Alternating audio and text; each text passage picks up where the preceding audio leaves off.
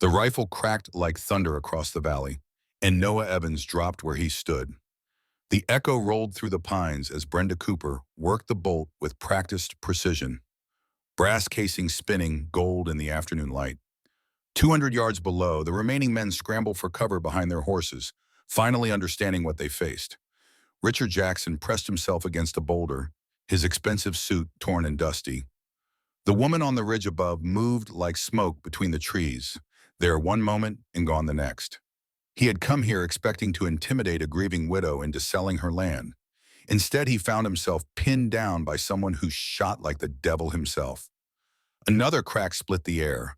Paul Reed cried out as his hat flew from his head, the bullet parting his hair by inches. The message was clear. She could have killed him just as easily. Before we see how this ends, tell us where you are watching from and hype this video in the comments. You are about to witness something that will change everything you thought you knew about the quiet woman who ran the general store in Copper Falls. The story had begun 3 weeks earlier when Brenda Cooper was still just the widow who kept to herself and minded her own business. Nobody in town knew about the trunk hidden beneath her floorboards, or the badge wrapped in oilcloth that bore the words United States Marshal.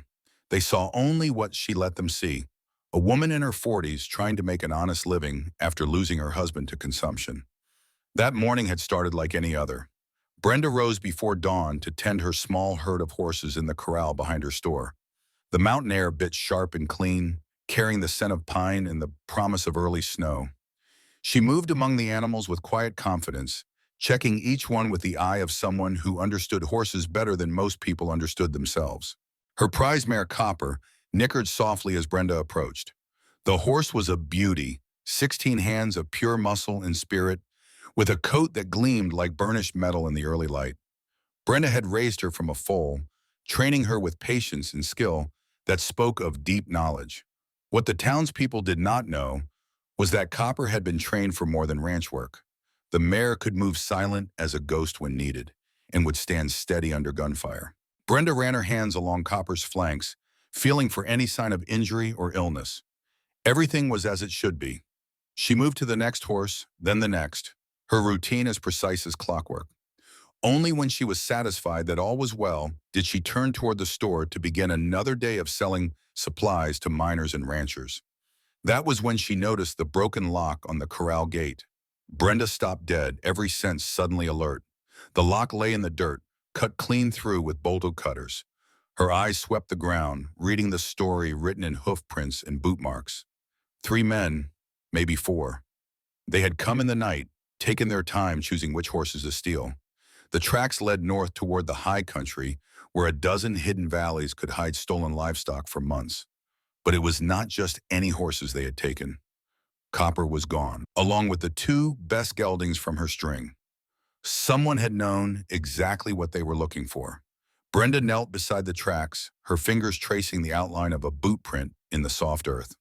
Size 11, expensive leather sole, with a distinctive nick in the heel. City boots, not made for mountain work. She memorized the pattern, filing it away with the automatic precision of someone trained to notice such details. Rising slowly, she followed the trail with her eyes until it disappeared into the timber. Whoever had done this was either very stupid or very confident.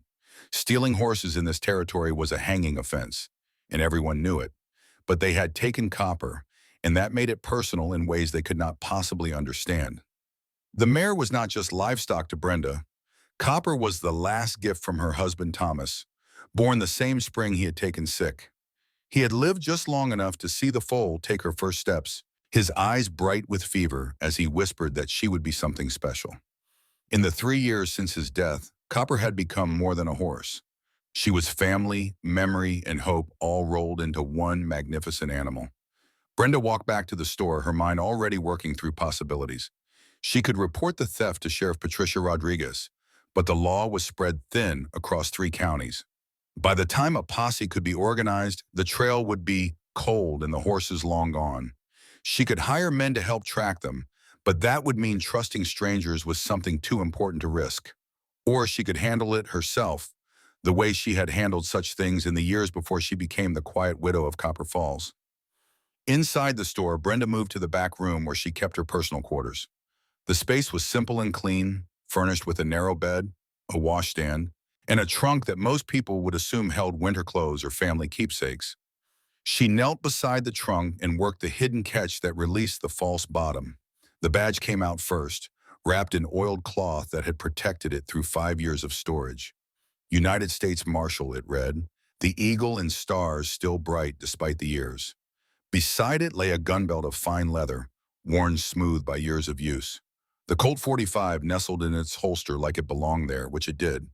Brenda had carried that weapon through territories where the law was whatever you could enforce with skill and determination. At the bottom of the cache lay a Winchester rifle, its stock carved with small notches that told their own story. Each mark represented a man who had chosen to face her rather than surrender. None of them had walked away from the encounter. The rifle was a tool of precision in the hands of someone who understood that sometimes violence was the only language certain people understood. Brenda lifted the gun belt and settled it around her waist. The weight felt familiar, like greeting an old friend after a long separation. Her fingers found the Colt's grip without conscious thought, muscle memory taking over from years of training and hard experience. She had hoped never to wear this belt again, but some things could not be allowed to stand. The transformation was subtle but complete. The grieving widow faded away, replaced by someone harder and infinitely more dangerous. This was who she had been before Thomas, before the store, before the quiet life she had built in the shadow of the mountains. This was Marshal Brenda Cooper, and she had work to do. She saddled her backup horse, a steady bay gelding named Thunder, who lacked Copper's spirit but possessed the endurance needed for a long hunt. Her rifle went into its scabbard with practiced ease, along with extra ammunition and supplies for several days on the trail. If the thieves thought they could disappear into the high country with her horses, they were about to learn otherwise. The trail led north as expected, winding through dense forest toward the passes that connected this valley to the wild country beyond. Brenda followed it with the patience of someone who understood that haste led to mistakes, and mistakes in this business led to graves. She read the ground like scripture, noting where the stolen horses had balked at crossing a stream, where one of the riders had dismounted to adjust his saddle. They were not professionals, that much was clear. The tracks showed confusion, hesitation, the kind of uncertainty that marks city men out of their element. But they had known which horses to take, which meant someone had been watching her operation for weeks. This was not a crime of opportunity, but a carefully planned theft. By midday, she had covered 8 miles, following the trail through country that grew wilder with each passing hour. The thieves had made no attempt to hide their passage, apparently confident that no pursuit would follow. That confidence would cost them dearly before this was finished. She found their first camp in a meadow beside a mountain stream. They had built a large fire and left the ashes scattered, along with empty whiskey bottles and food scraps that would draw every predator for miles. Amateur work that spoke of men who had never learned to live quietly in dangerous country. But it was the hoof prints around the camp that told the real story. Copper's tracks showed the mare pacing restlessly, fighting the rope that held her. The horse was unharmed but angry, and Brenda allowed herself a small smile at that. Copper had spirit enough to make their lives miserable, and the thieves would discover that stolen horses could be more trouble than they were worth. The trail continued north, climbing toward a high pass that would take them into the next valley. Brenda pushed Thunder harder now, sensing that she was gaining ground. The thieves were moving slowly, hampered by horses that did not want to follow in terrain that punished every mistake. As the afternoon wore on, she began to hear them before she saw them. Voices carried clearly in the thin mountain air, rough laughter and cursing that spoke of men who had been drinking to celebrate their success. They had stopped early to make camp, apparently convinced that they had gotten away clean. Brenda dismounted and approached on foot, moving through the trees with the silent grace of someone trained in such work. Through the branches, she could see 4 men gathered around a fire, passing a bottle and arguing about which direction to take in the morning.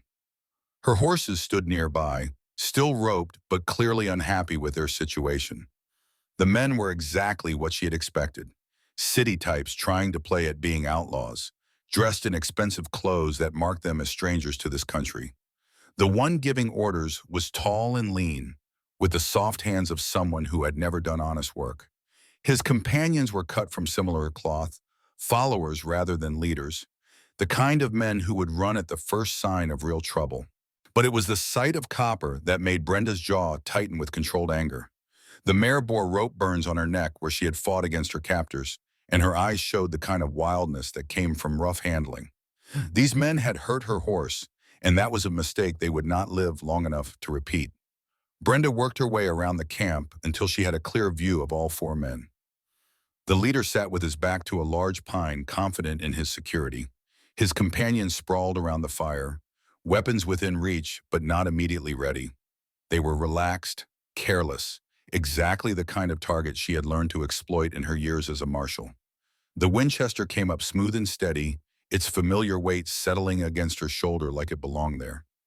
200 yards was an easy shot for someone with her training. Close enough to guarantee accuracy, but far enough to give her room to maneuver if things went wrong. She centered the sights on the leader's chest and took up the trigger slack. Then she shifted her aim 6 inches to the right and fired. The bullet struck the pine tree with a sharp crack, showering the leader with bark and splinters. He threw himself sideways with a yell of surprise, rolling away from the fire as his companions scrambled for their weapons. But they were moving blind, with no idea where the shot had come from or how many enemies they faced. Brenda worked the bolt and fired again, this time putting a round into the fire that scattered burning logs and plunged the camp into chaos. The horses reared and fought their ropes, adding to the confusion as the thieves tried to find cover in country that offered precious little. She could have killed all four of them in the time it took to work the bolt twice. Instead, she had chosen to announce her presence and give them a chance to surrender. It was more mercy than they deserved, but old habits died hard. A marshal always offered the chance to give up before the shooting started in earnest. The leader's voice cut through the darkness, high with fear and bluster. Cartanito. Brenda's reply carried clearly across the camp, calm and professional, despite the circumstances. United States Marshal Brenda Cooper, you are under arrest for horse theft. Release the animals and surrender your weapons. The silence that followed was broken only by the nervous stamping of horses and the crackle of scattered embers. Then one of the thieves laughed, the sound forced and ugly in the mountain air. Marshal? Lady, there ain't been a marshal in this territory for 2 years. You're bluffing. Another voice joined in, emboldened by his companion's bravado. Quote, Brenda sighed quietly to herself. They never learned, these city men who thought the law was something that could be bought or intimidated. She had given them their chance, offered them the easy way out. Now they would have to learn the hard way that some people were exactly as dangerous as they appeared to be. The Winchester cracked again, and the man who had spoken stumbled backward with a cry of pain. The bullet had creased his shoulder, drawing blood but doing no permanent damage. It was a warning shot that demonstrated both her skill and her restraint. She called out, but instead of surrendering, the thieves opened fire wildly into the darkness, their muzzle flashes revealing their positions as clearly as signal fires. Brenda shook her head at their stupidity. They were shooting blind, wasting ammunition, and giving away any advantage they might have had.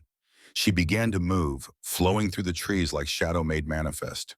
Her years of training had taught her to use darkness as an ally, to become invisible when invisibility meant survival. The thieves continued their wild shooting, but they might as well have been firing at ghosts. The first man went down when she came at him from the side, the butt of her rifle connecting with his skull in a blow that dropped him instantly. He would wake up with a headache and a new appreciation for the dangers of horse theft, assuming he lived long enough to wake up at all. The second thief turned toward the sound of his falling companion, just in time to find himself staring down the barrel of Brenda's Colt. The revolver had appeared in her hand with the speed of long practice, its muzzle steady despite the poor light. Drop it, she said quietly. He was young, probably no more than 20, with the kind of soft features that spoke of an easy life back east. His hands shook as he lowered his rifle, and she could see the exact moment when he realized that this was not a game anymore. Please don't kill me, he whispered. That depends on how smart you are, Brenda replied. Where's your boss? The young man's eyes flicked toward the trees where his leader had taken cover. It was answer enough. Brenda struck him with the Colt's barrel, a precise blow that sent him to the ground beside his unconscious companion. 2 down, 2 to go. The leader's voice echoed from the darkness, trying to project confidence he clearly did not feel. Brenda called back, quote 12. The silence that followed was different, charged with a new kind of tension. She had chosen the name deliberately, knowing it would carry weight if these men were connected to the right people. Noah Evans was a reputation that opened doors and closed mouths throughout the territory. The leader's voice had lost its bluster. "We've met," Brenda said simply. It was true enough, though their meeting had ended with Evans face down in a street in Tombstone, his career as a gunfighter permanently concluded. She heard whispered conversation from the trees, urgent and fearful. The mention of Noah Evans had clearly shaken them, which meant they knew enough about the territory's recent history to understand what that name implied.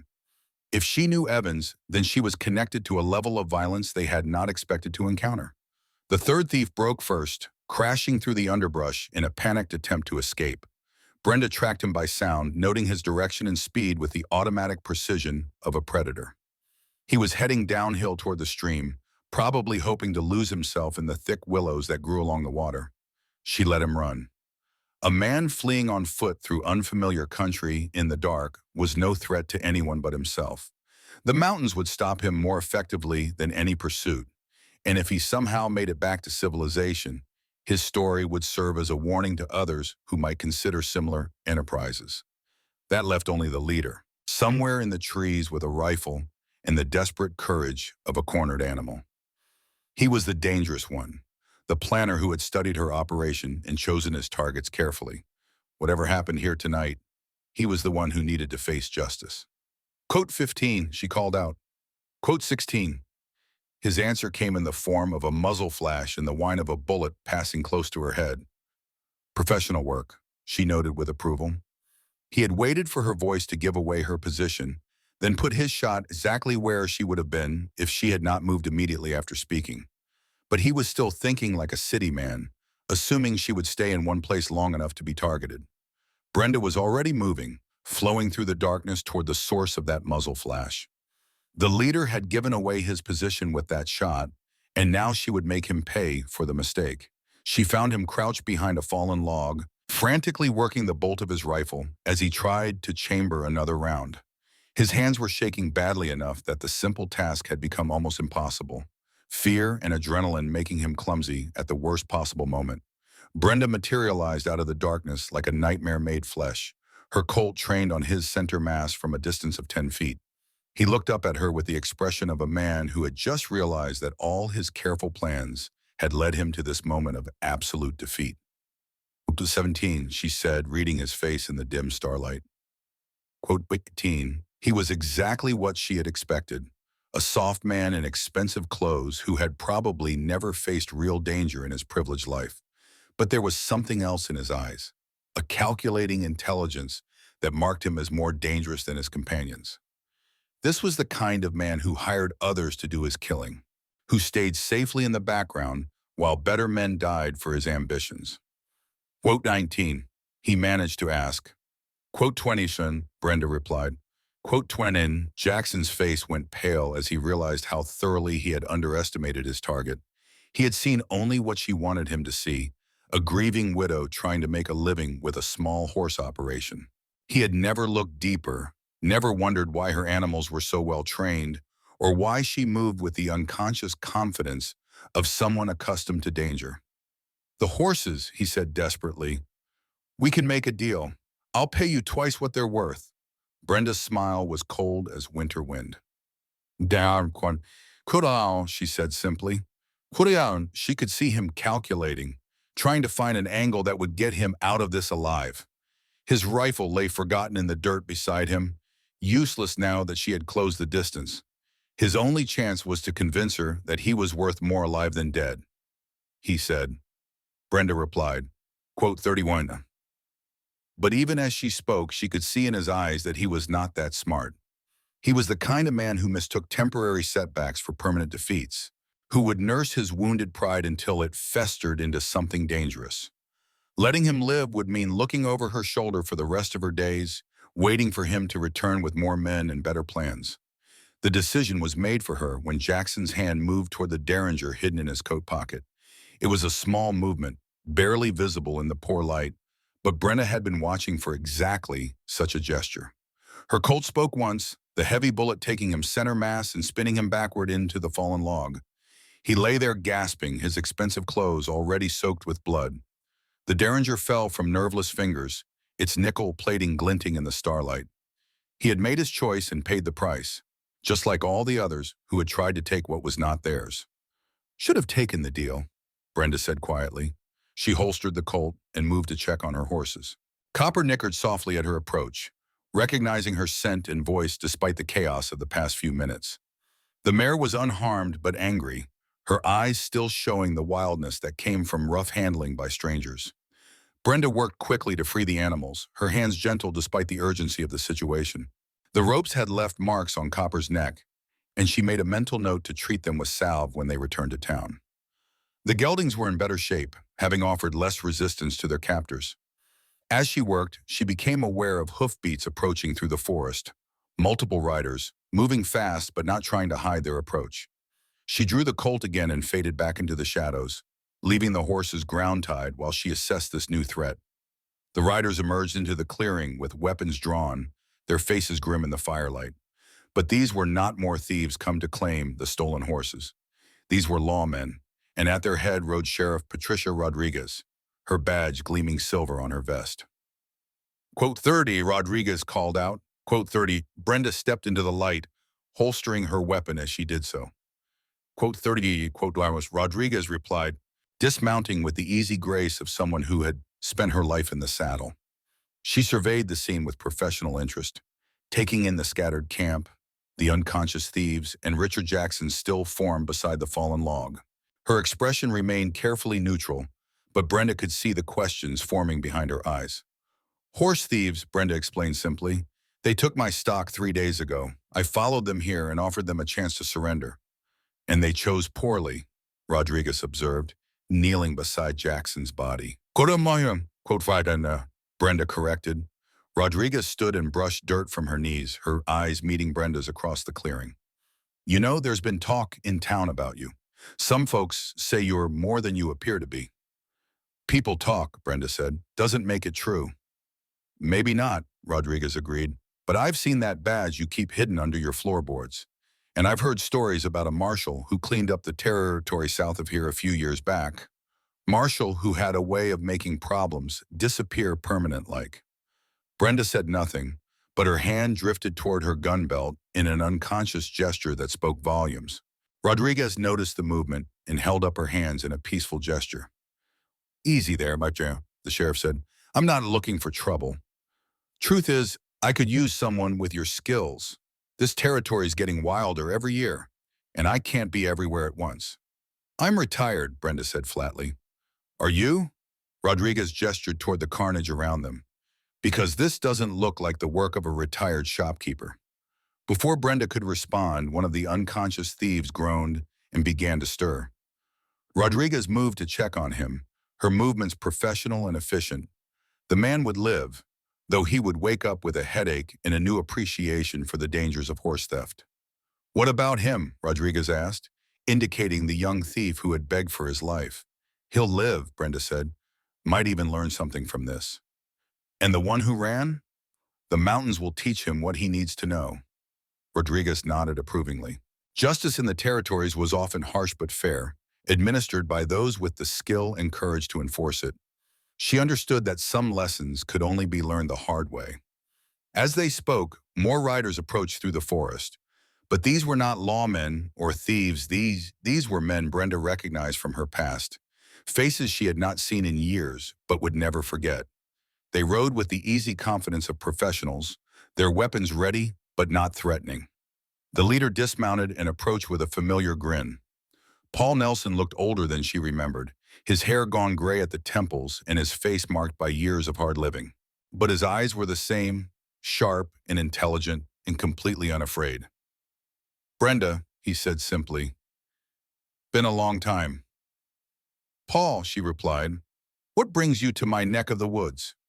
Got word you might need some help, he said, glancing around the clearing. Looks like we're a little late to the party. Behind him, the other riders dismounted with the fluid grace of men accustomed to violence. She recognized them all. Noah Lopez, the tracker who could follow a ghost through hell, Paul Reed, the demolitions expert who could level a building or crack a safe with equal skill. Jennifer Alvarez, the sharpshooter who had never missed a shot that mattered. They had been her team in the old days, when she wore the marshal's badge and cleaned up territories that other lawmen were afraid to enter. Together they had faced down gangs and cartels, corrupt officials, and desperate outlaws. They had been the best at what they did, and what they did was bring order to places where chaos reigned. Quote 64, Brenda asked. Quote 64, Lopez said. Quote Sai, quote she realized. Quote Ana Alvarez corrected. Quote Sons Sheriff Rodriguez watched this reunion with growing understanding. She had suspected that Brenda Cooper was more than she appeared, but the reality was beyond anything she had imagined. This was not just a retired marshal, but the leader of a legendary team, the kind of lawman who had become stories told around campfires. Rodriguez said quietly. Brenda looked at her sharply. DKIM, quote 70. Rodriguez replied. Quote 70, quote 70, Brenda said. Quote signs, Brenda met her gaze steadily. Quote 7, Paul Nelson stepped forward, his expression serious. Quote 7, quote 7, she asked, though she already suspected the answer. Quote Lopez said grimly. Quote Chandra, Brenda felt a chill that had nothing to do with the mountain air. The syndicate was everything she had hoped to leave behind when she retired, a criminal organization with tentacles that reached into every corner of the Western territories. They were smart, well-funded, and utterly ruthless in pursuit of their goals. She asked, Reed replied, Rodriguez asked, quote 86 through quote 87. Alvarez said, quote 88. Brenda absorbed this information with the calm professionalism that had made her legendary. The syndicate wanted her land, and they would kill anyone who stood in their way. It was exactly the kind of problem she had hoped never to face again. But some things could not be avoided. Quote on, she asked. Quote Bondi, Nelson replied. Quote John, quote Unish, Brenda said. Quote Barsi, Rodriguez nodded grimly. Quote Denim, quote Aim, Brenda admitted. Quote Iron, quote Sharon, Lopez observed. As they spoke, Brenda's mind was already working through the tactical possibilities. Copper Falls was defensible if you knew how to use the terrain, and she knew every rock and tree in the valley. The syndicate would have superior numbers and firepower, but they would be fighting on her ground according to her rules. We'll need supplies, she said. Ammunition, medical supplies, food for a siege. Already taken care of, Reed said. We've been preparing for this since we got word Jackson was sniffing around. Everything you need is cached in the old mine shaft above town. Brenda smiled for the first time since this began. Her old team had not forgotten how to think ahead, how to prepare for every contingency. They had been watching over her even when she did not know it, ready to step in when the past came calling. What about weapons? Rodriguez asked. We've got enough firepower to level half the territory, Alvarez said with grim satisfaction. The question is whether we can get it positioned before they arrive. We can, Brenda said with quiet confidence. I know this valley better than anyone alive. We'll turn it into a killing ground they'll never escape. As they made their plans, the unconscious thief began to stir again. This time he managed to sit up, his eyes wide with fear as he took in the faces surrounding him. He recognized some of them from wanted posters and newspaper stories, legends who had supposedly disappeared years ago. You're all supposed to be dead, he whispered. We got better, Nelson said with dark humor. The thief scrambled to his feet and ran into the forest, crashing through the underbrush in his haste to escape. They let him go, knowing that his story would spread fear through the syndicate's ranks. Sometimes reputation was as effective as bullets in winning a fight. Quote 109, Rodriguez asked. Quote 109, Brenda said. Quote 11. As they rode back toward Copper Falls, Brenda felt the familiar weight of responsibility settling on her shoulders. She had tried to leave this life behind, to find peace in the shadow of the mountains. But some things followed you no matter how far you ran, and some fights could not be avoided. The syndicate wanted her land, her horses, her life. They would get none of those things. Instead, they would find themselves facing the reunited Copper Falls Five, and that was a mistake they would not survive to repeat. The next 3 days passed in a blur of preparation and planning. The town of Copper Falls transformed from a sleepy mountain community into an armed camp, with defensive positions prepared at every strategic point. Brenda's old team worked with military precision, their years of experience showing in every detail. Lopez and Reed prepared the high ground above town, setting charges that could bring down half a mountainside if needed. Alvarez positioned herself in the church bell tower with her rifle, commanding a view of every approach. Nelson coordinated with the local volunteers, turning shopkeepers and miners into a disciplined fighting force. Brenda herself took position on the ridge where this story began, her Winchester loaded and ready. From here, she could see the entire valley, every trail and hiding place where the enemy might approach. It was perfect sniper country for someone with her skills. On the morning of the fourth day, they came. The syndicate force approached from the north, 50 men riding in military formation. They were professionals, that much was clear from their discipline and equipment. These were not the amateur thieves who had stolen her horses, but hardened killers who had faced desperate odds before. At their head rode a man Brenda recognized from wanted posters. Cynthia Ramirez, the syndicate's top enforcer, a woman whose reputation for brutality was matched only by her tactical brilliance. She had never lost a campaign, never failed to deliver what the syndicate demanded. Until today. The first shot came from Alvarez in the bell tower, a perfect shot that dropped the lead scout from his saddle. The echo had barely faded when the valley erupted in gunfire, the Copper Falls Five and their allies opening up from concealed positions throughout the town. The syndicate force reeled under the unexpected assault, their formation breaking as men and horses went down under the withering crossfire. They had expected token resistance from local lawmen, not a coordinated ambush by some of the deadliest fighters in the territory. Ramirez shouted orders, trying to rally her scattered forces, but the damage was already done. Half her men were down, and the survivors were pinned in the open with nowhere to hide. She had walked into a carefully prepared trap, and now she was paying the price for underestimating her opponents. From her position on the ridge, Brenda worked the Winchester with deadly precision. Each shot found its mark, each bullet removing another threat to her adopted home. This was what she had been trained for, what she had spent years perfecting. The rifle was an extension of her will, and her will was absolute. The battle raged for less than an hour, but when the smoke cleared, the outcome was never in doubt. The syndicate force was destroyed, their survivors fleeing back toward the high country with their wounded. Cynthia Ramirez lay dead in the dust of Main Street, her reputation finally meeting something stronger than fear.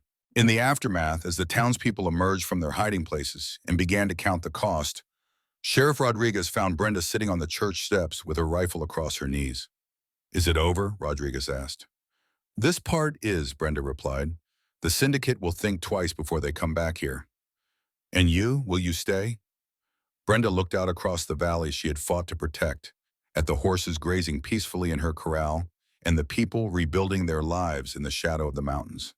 This was home now, in a way that nowhere else had ever been.